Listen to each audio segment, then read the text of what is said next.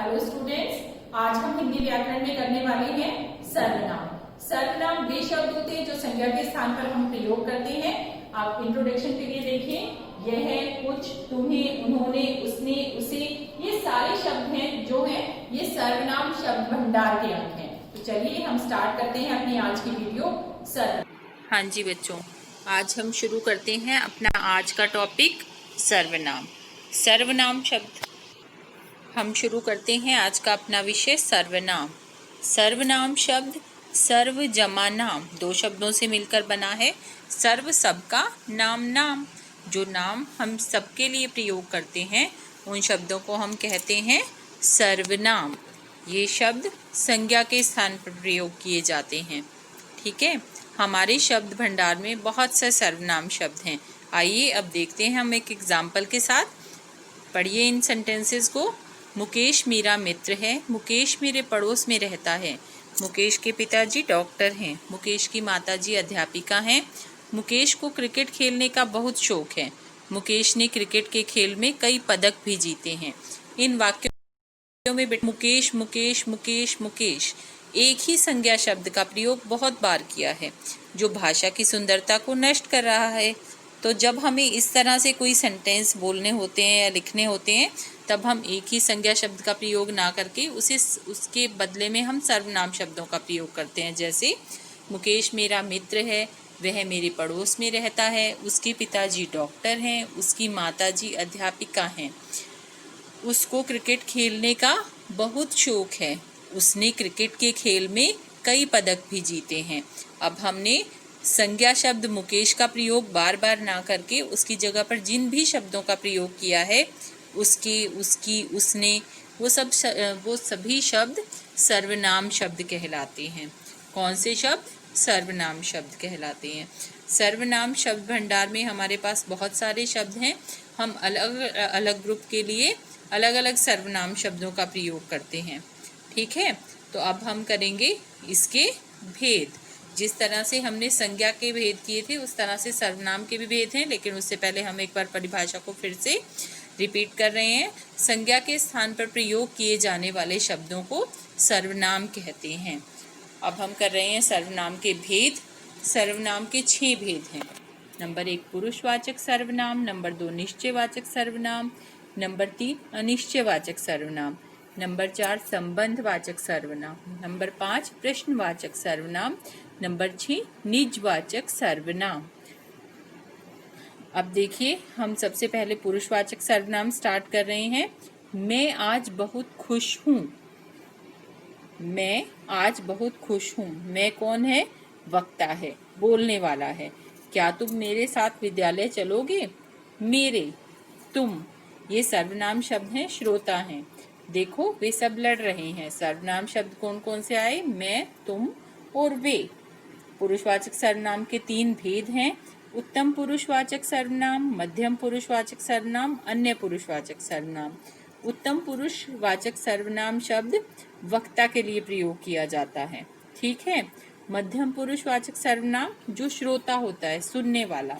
और अन्य पुरुषवाचक सर्वनाम जिसे हम नहीं जानते, जो हमारे साथ, हमारे बीच उपस्थित नहीं है, वे अन्य पुरुषवाचक सर्वनाम हैं। उत्तम पुरुष, इसको लर्न करने की एक अच्छी सी ट्रिक है। उत्तम मतलब बेस्ट, बेस्ट मतलब मैं, आई एम द बेस्ट, है ना। और उसके बाद सेकंड नंबर पे कौन? मेरे फ्रेंड, क्योंकि मैं बेस्ट हूँ तो मेरे फ्रेंड भी बहुत अच्छे होंगे। ठीक है। मध्यम पुरुषवाचक सर्वनाम जो हमें सुन रही हैं, जो हमारे आसपास हैं। अन्य पुरुषवाचक जिनसे हमारा कोई लिंक नहीं है। देखिए, उत्तम पुरुषवाचक सर्वनाम, इसमें वक्ता होता है, बोलने वाला। मैं, हम, हमारा, मेरा, जैसे मैंने आपको बताया था, आई, है ना।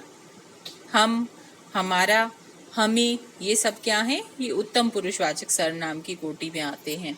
इसके बाद है मध्यम पुरुषवाचक सर्वनाम, जो मेरे फ्रेंड हैं, जो मेरे आसपास हैं। ठीक है। श्रोता, जो मुझे सुन रही हैं। तुम मेरे सबसे अच्छे दोस्त हो। तुमने अपना काम कर लिया है। आप मेरे साथ चलेंगे। मतलब ये जो तीनों वर्ड हमने यूज किए, तो इसका मतलब ये है कि जिससे हम बात कर रहे हैं वो बिल्कुल हमें सुन रहा है, हमारे आसपास है। ठीक है। तो वो हुआ मध्यम पुरुषवाचक सर्वनाम। अब हम करेंगे इसके बाद उत्तम अन्य पुरुषवाचक सर्वनाम। वक्ता और श्रोता के बीच जो उपस्थित नहीं होता, मतलब जो हमसे दूर है, जिसके और हमारे बीच में थोड़ा सा गैप है, हमारे आसपास नहीं है, वो हमें नहीं सुन रहा है, वह अपने घर जा रहा है। ठीक है, दूर है वो हमसे।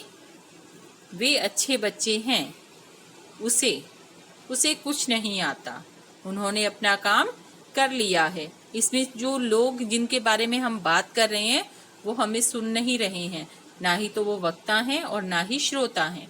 सेकंड है निश्चयवाचक सर्वनाम। जब हम निश्चित रूप से किसी वस्तु के बारे में बात करते हैं तो उन्हें हम निश्चयवाचक सर्वनाम कहते हैं। जैसे यह मेरी पतंग है। ठीक है, निश्चित रूप से मैं आपको जो पतंग दिखा रहा हूँ वही मेरी पतंग है, ऐसे ही हवा में बातें नहीं करता मैं। ठीक है, जब हम निश्चितता का बोध कराते हैं तो निश्चयवाचक सर्वनाम। वे चंचल बच्चे बहुत प्यारे लग रहे हैं, बच्चों की ओर हमने इशारा किया है। थर्ड नंबर पे है अनिश्चयवाचक सर्वनाम। जब हमें किसी बात का निश्चित रूप से पक्का पता नहीं होता, लगता है यहाँ कुछ हो गया है इसलिए बाजार बंद है। कुछ हो गया है मतलब हमें आइडिया हो रहा है कि कुछ हुआ है, लेकिन हमें नहीं पता कि क्या हुआ है, अनिश्चितता है। बाहर कोई खड़ा है। कुछ और कोई दोनों ही अनिश्चयवाचक सर्वनाम के उदाहरण हैं। ठीक है, इनमें कोई भी हमें पक्का कंफर्म नहीं हो रहा कि क्या हो गया है या कौन बाहर आया है। ठीक है, तुम क्या लाए हो, ये तो प्रश्नवाचक हो गया, सॉरी। कुछ और कोई अनिश्चयवाचक सर्वनाम के उदाहरण हैं।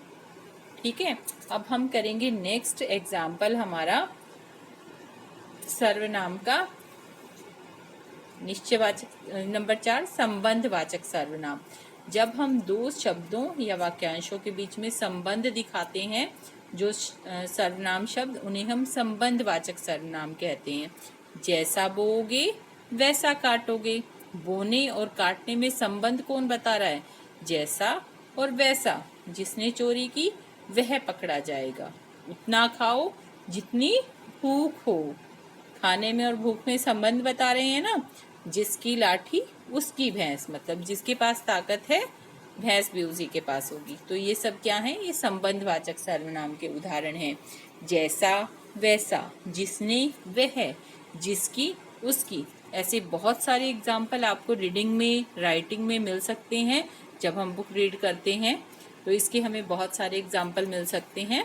ठीक है, अभी जब हम इनकी डिटेल करेंगे, बैक एक्सरसाइज करेंगे, तो हमारे पास काफ़ी सारे एग्जाम्पल होंगे। नंबर 5 प्रश्नवाचक सर्वनाम। जब प्रश्न पूछने के लिए जिन सर्वनाम शब्दों का प्रयोग किया जाता है उन्हें प्रश्नवाचक सर्वनाम कहते हैं। जैसे विद्यालय के वार्षिकोत्सव में मुख्य अतिथि कौन थे? यह प्लेट किसने तोड़ी? ठीक है, तो ये जो सर्वनाम शब्द हैं ये प्रश्न पूछने के लिए प्रयोग किए गए हैं, तो इन्हें हमने क्या कहा है? प्रश्नवाचक सर्वनाम।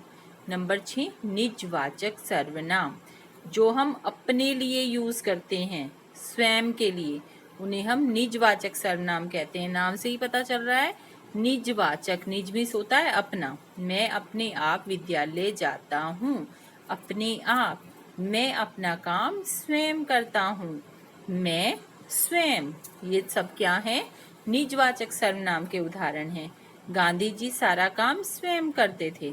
इस वाक्य में स्वयं जो है वो निजवाचक सर्वनाम का उदाहरण था। तो ये थी हमारी आज की क्लास हिंदी ग्रामर की, जिसमें हमने टॉपिक किया सर्वनाम। आई होप आप सभी को क्लियर हो गया होगा। Okay, thank you everyone, have a nice day.